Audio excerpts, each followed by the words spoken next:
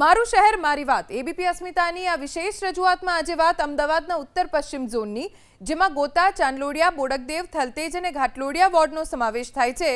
આ ઝોનમાં શું સમસ્યા છે, સાથે વિસ્તારના કામોને લઈને સ્થાનિકોની આગામી ચૂંટણીમાં નેતાઓ પાસેથી શું આશા અપેક્ષા છે, આવો જાણીએ।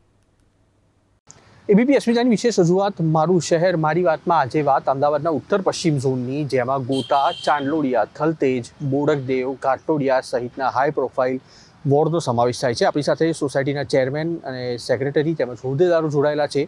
સીધી ચર્ચા શરૂ કરીશું છેલ્લા 5 વર્ષમાં કોર્પોરેટરના કામના લેખાજોખા અને કયા પ્રકારે આ આખો જે ઝોન છે તેમાં ડેવલપમેન્ટના કામ થયા। ભાગવતભાઈ, 5 વર્ષની વાત કરવામાં આવે, કોર્પોરેશનની ચૂંટણી આવી રહી છે, તમારા આખા ઝોનની વાત કરવામાં આવે, કયા કયા કામ થયા, કયા કામ બાકી છે અને કઈ સમસ્યાઓ છે? અમારા ત્યાં આ વિસ્તાર જે છે ભૂપેન્દ્રભાઈ પટેલ સીએમનો વિસ્તાર છે, અને બીજું પણ અમારા જે ગૃહમંત્રી જે અમિત શાહ સાહેબ છે એમનો પણ આ વિસ્તાર છે। તેમ છતાં પણ અમારા વિસ્તારમાં કોઈ પણ કામો થયા નથી અને અમારા કામો કેટલા વખતથી પેન્ડિંગ રહ્યા છે। છેલ્લા 15-20 વર્ષથી વરસાદી લાઈન નથી, એના માટે છેલ્લા 2 વર્ષથી અમે રાકેશ બોડીવાલાને દાણાપીઠ પણ અમે સંપર્ક સાધીને એમને અરજી આપેલી, ત્યાર પછી આ કામ શરૂ થયા છે। ત્યાર પછી પણ અમારા વિસ્તારમાં હજુ પણ રોડ રસ્તા જે આરસીસીના રોડ મંજૂર થયા છે તેના પણ હજુ અમારા કામ પૂરા થતા નથી।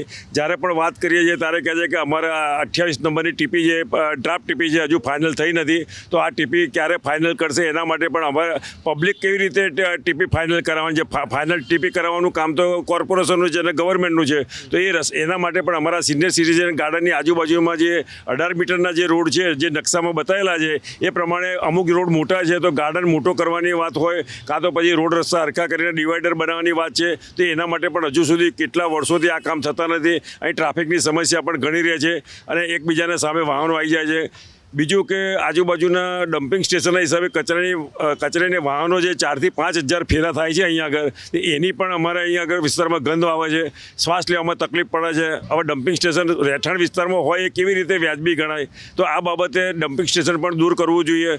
બીજું કે અમારા વિસ્તારમાં શાક માર્કેટ જે બનેલી છે ચાણક્યપુરી રોડ ઉપર, જે છેલ્લા 2.5 વર્ષથી બનેલી છે, એ અમિતભાઈ શાહ સાહેબ પણ એમનું ઉદ્ઘાટન કરવાના હતા, પણ એ પણ શાક માર્કેટ પણ એનું ઉદ્ઘાટન થયું નથી, તો આ શાક માર્કેટ તાત્કાલિક ચાલુ કરવાનું અમારા વિસ્તારની માગણી છે। હવે એ શાક માર્કેટનું અમે તપાસ કરી તો કોર્પોરેશન તરફથી અમને જાણવા મળ્યું કે એ ડ્રાફ્ટ ટીપીમાં શાક માર્કેટ બની ગઈ છે, તો આ ડ્રાફ્ટ ટીપીમાં શાક માર્કેટ બની ગઈ તો કોર્પોરેશનવાળા કેવી રીતે એનું કન્સ્ટ્રક્શન કર્યું, તો એ લોકોએ પહેલાં ટીપી ફાઇનલ કરીને જ પછી કામ કરવું જોઈએ, જેથી અહીંના લોકોની મુશ્કેલીઓ બધી દૂર થાય। તો આ માટે પણ શાક માર્કેટ ચાલુ કરવા માટેની પણ અમારી માગણી છે। 5 વર્ષની વાત કરીએ, તમારા મતે અહીંયા આગળ શું શું થયું છે, શું શું નથી થયું, અથવા એમ કે શું અપેક્ષાઓ હતી જે હજી પૂરી નથી થઈ?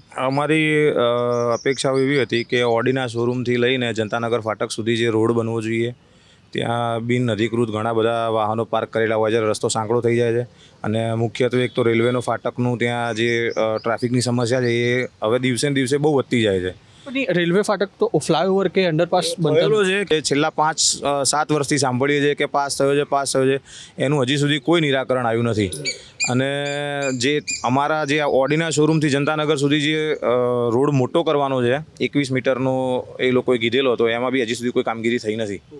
અને તમને અપેક્ષા ક્યારે હતી કે ક્યારે થશે એવું કંઈ? અમને તો એવું હતું કે આ 2 વર્ષમાં પતી જશે, એ વસ્તુને બી 3 વર્ષ થઈ ગયા છે, એટલે હજી સુધી કોઈ સરસ જેટલી અપેક્ષાઓ હતી એ પ્રમાણે આ લોકોએ કંઈ કામ કર્યું છે નહીં। સાહેબ, આપ શું અપેક્ષા રાખી રહ્યા છો? 5 વર્ષ પૂર્ણ થઈ ગયા, હવે પછી નવી ટર્મ આવવાની છે, અહીંયા આગળ ડેવલપમેન્ટની વાત કરીએ તો થયા ખરા તમારા મતે કે બધા વર્ક ઇન પ્રોગ્રેસ? હાલ તો છેલ્લા 5 વર્ષથી જોવા જોઈએ તો આ એરિયાની અંદર કોઈ પણ જાતનું પબ્લિકને જે રીતે અપેક્ષાઓ હતી એ પૂર્ણ થઈ નથી। મેઇન પોઈન્ટ મારો એ રહ્યો છે કે અહીંયા જે ડમ્પિંગ સ્ટેશન આવેલું છે એ તાત્કાલિક ધોરણે અહીંયાથી હટાવવું જોઈએ, કારણ કે એના કારણે લોકોને શ્વાસ લેવામાં તકલીફો પડે છે, ત્યાં મચ્છર અને ગંદકી થાય છે। સાફ સફાઈના હિસાબે જોઈએ તો ત્યાં અહીંયા સાફ સફાઈનો બહુ અભાવ છે। જ્યારે ફોન કરીએ ત્યારે અઠવાડિયામાં 1 દિવસ ફોન કરીએ ત્યારે આવે, અને એના પછી અઠવાડિયા સુધી ફોન કરીએ તો આવે, નહીંતર કોઈ સાફ સફાઈ કરવા આવતું નથી। જે આ એરિયા જે એક ગંદકી જેવો એરિયા થઈ ચૂક્યો છે। અહીંયા જે જનતાનગરથી એસજી હાઈવે તરફનો જે રસ્તો છે એ રસ્તો બિસ્માર હાલતની અંદર પડ્યો છે, એ તાત્કાલિક ધોરણે આરસીસી ડિવાઈડરવાળો રોડ બનવો જોઈએ. હું તમને એક સવાલ પૂછીશ, એ જે રસ્તો છે વરસાદમાં એવો હોય છે કે સામાન્ય દિવસોમાં? સામાન્ય દિવસોમાં હાલ રસ્તો પહેલેથી જ એ રસ્તો એ રીતનો છે. વારંવાર ગટરો ઉભરાય છે, ત્યાં સાફ સફાઈનો અભાવ છે, ત્યાં આગળ કોઈ સફાઈ કરવા પણ નથી આવતું. બરાબર છે. બીજું કે જનતાનગર જે રેલવે ક્રોસિંગ છે એનો વર્ષોથી કે ભાઈ પાસ થઈ ગયો, જે અંડરબ્રિજ બનવાનો પ્રશ્ન હોય કે ભાઈ ઓવરબ્રિજ બનાવવો હોય એ તાત્કાલિક ધોરણે એને બનાવો, કારણ કે ત્યાં 15 મિનિટે 10 મિનિટે ટ્રેન આવે છે. બરાબર છે. એટલે ત્યાં આગળ ટ્રાફિક કેટલો બધો લોંગ થઈ જાય છે, તે જેની પબ્લિકને બહુ હાલાતી હોય કે કારણ કે આલે કોઈ લેડી છે સ્કૂલે છોકરાઓને મૂકવા જતું હોય ત્યારે એમને ટાઈમ બગડે છે ત્યાં આગળ. એટલે આવી સમસ્યા આ એરિયાની છે. એટલે અહીંયા કોઈ કામ થયું નથી અને મારી આ ન્યૂઝ દ્વારા એટલી અપેક્ષા છે કે ભાઈ તાત્કાલિક ધોરણે યુદ્ધના ધોરણે આ એરિયાનો વિકાસ થાય એવી હું આશા રાખું છું.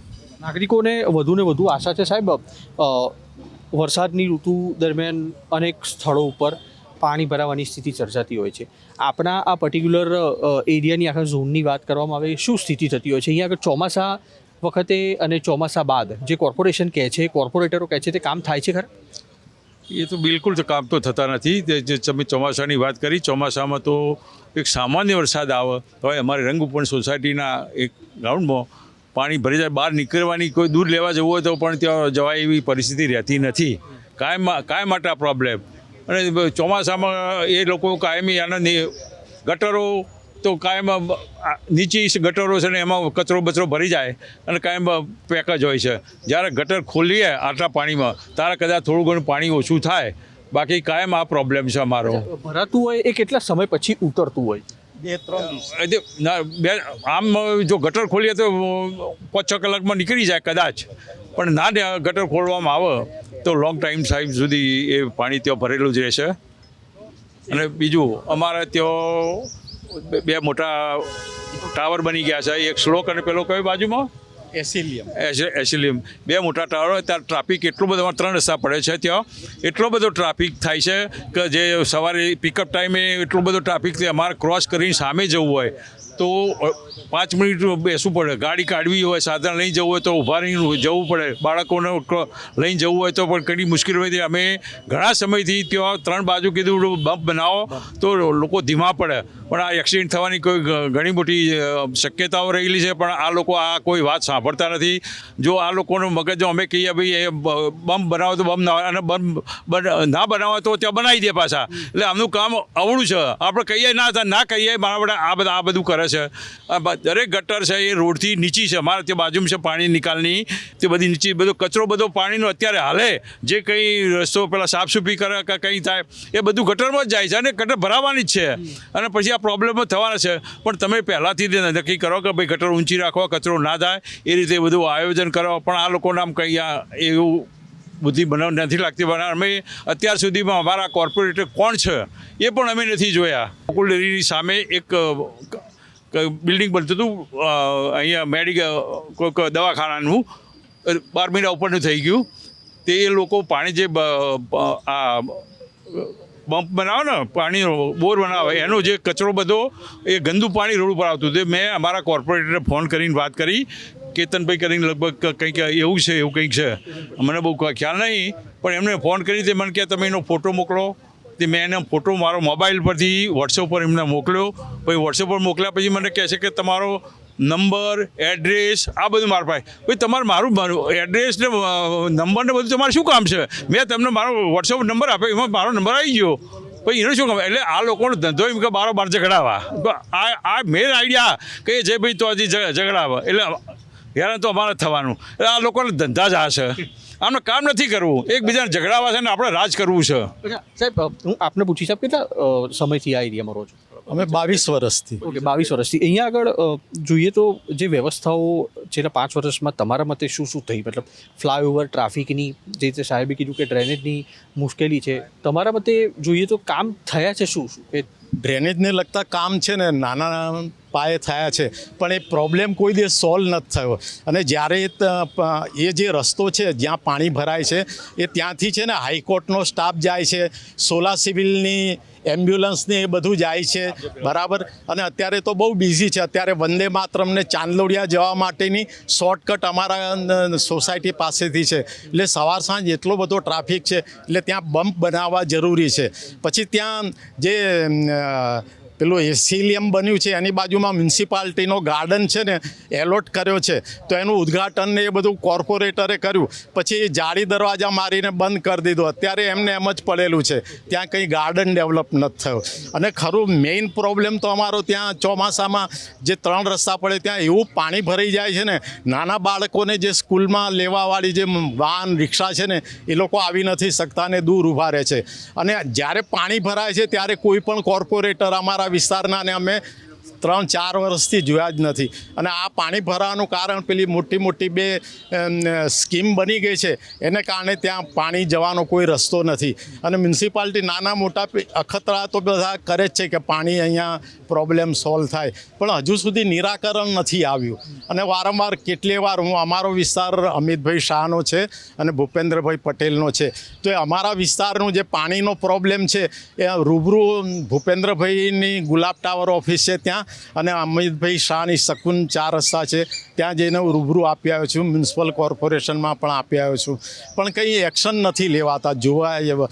ટૂંકમાં એ પાણી ત્યાં જે ભરાય છે એ બંધ થઈ જવું જોઈએ, પણ એ બંધ નથી થતું. અને ત્યાં ઘણા બધા VIP ને એ લોકોનો રસ્તો છે સિવિલ જવાનો ને હાઈકોર્ટમાં જવાનો. હા, નાગરિકોની અનેક આશા અપેક્ષાઓ છે. વધુ એક પ્રબુદ્ધ નાગરિક અહીંયા આગળ આપણી સાથે જોડાય છે. સાહેબ, કેટલા વર્ષથી રહો છો આપ આ ઝોનમાં? અહીંયા 10 વર્ષથી રહું છું. તમારા મતે શું ખૂટે છે હજી પણ, અથવા એમ કે છેલ્લા 5 વર્ષમાં શું બન્યું કે વર્ક ઇન પ્રોગ્રેસ જ તમે પણ જોયું? તંત્રનું ધ્યાન થોડું આ બાજુ આ એરિયામાં જે રહીશો રહે છે, ભલે સંખ્યાઓ ઓછી છે, પણ જે રહીશો રહે છે એ લોકો માટે આ બાજુ તંત્રએ થોડું ધ્યાન ધરવું જોઈએ. ઘણીવાર રૂબરૂમાં કમ્પ્લેન કરી હોવા છતાં બી આ બાજુ ધ્યાન નથી દેવાતું. સમસ્યાઓ તો ઘણી બધી છે, જેમ વણી લોકોએ. એમાંની એક સમસ્યા મેઇન એવી છે કે અહીંયા જે ડમ્પિંગનું જે સ્ટેશન છે એના માટે જે ડોર ટુ ડોર કલેક્શનની જે વેન આવે છે એની કોઈ પણ ટાઈમ ફિક્સ હોતો નથી, ગમે ત્યારે લાઈન લાગી જાય છે. અને એની જે ગંધ જે આ એરિયામાં જે પ્રસરે છે ને એનાથી અમારા લોકોના ઘરના બારી બારણા બી નથી ખોલાતા. અને એ પ્રદૂષણ એટલું બધું હોય છે કે જેમાં સિનિયર સિટીઝનો જે બીમાર હાલતમાં હોય, જેમ કે એ લોકોની જે હેલ્થ કોન્શિયસ જે આપણે ધ્યાન રાખતા હોઈએ એ લોકોને બહાર લવાતા નથી. રોડ શ્વાસ લેવાની તકલીફ પડે છે, રોડ રસ્તા સારા નથી એટલે ધૂળ વધારે ઉડે છે. તો એ બધું એકચ્યુઅલી ધ્યાન રાખીને એ પહેલું પ્રાયોરિટી પર કરાવવું જોઈએ. 10 વર્ષમાં સુધારો થયો છે પણ જોઈએ એવો નથી થયો. તંત્રએ ખરેખર ધ્યાન રાખવું જોઈએ આ વસ્તુનું. ઉત્તર પશ્ચિમ ઝોન જે સૌથી અમદાવાદ મહાનગરપાલિકાનો હાઈ પ્રોફાઇલ ઝોન છે, ત્યાં આગળ કામ ચોક્કસથી મંજૂર થઈ ગયા છે, પરંતુ ધીમી ગતિએ ચોક્કસથી ચાલી રહ્યા છે. અને નાગરિકો આપણી સાથે આ ઝોનના જોડાયા હતા, જેમનું કહેવું છે કે એક જે પ્રોજેક્ટ શરૂ કરવામાં આવ્યો છે તેમાં ભારે વિલંબ થઈ રહ્યો છે, અને તેના કારણે થઈને હાલાકી છે તે રોજબરોજ પડતી જઈ રહી છે. કેમેરામેન કુણાલ ભાવસા સાથે કુશાંક સોની, ABP અસ્મિતા, અમદાવાદ.